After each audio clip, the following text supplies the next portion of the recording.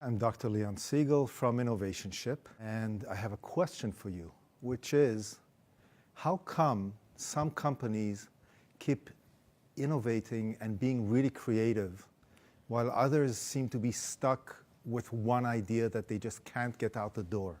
And also, how come some meetings in some companies seem to kind of explode with ideas and be creative, while other places people sit around the room and look at each other and say, what do we do next? If you want to be consistently creative and innovative, you have to have a process. You can't rely on luck, and you can't rely on that one visionary genius who'll walk into the room and give you the solution. You have to have a process, and this is what this talk is about.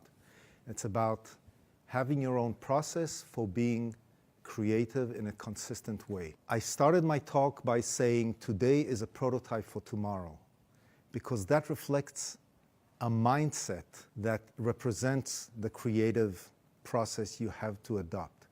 What does it mean, today is a prototype for tomorrow? Well, look around you.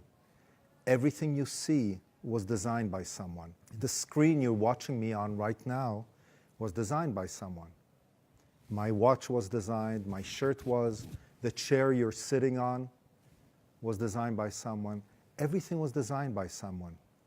What that means is it can be redesigned, and redesigned in a better way. You need to adopt that mindset, that perspective on the world, in which you walk around and realize that everything's an opportunity to be redesigned.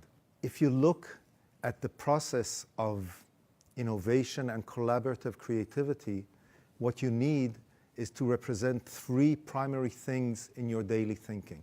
One is just to find ways to increase your creative ability. Whether it's individual, whether it's in teams, work on being creative. And in teams brings in the second element, which is collaboration. You have to be able to collaborate. And creativity and collaboration don't necessarily always go well together, because some people's egos get involved, etc. So find a way to also work in a team and be creative and make the most of the fact that you're a group of people. The third element is empathy. Empathy is very big.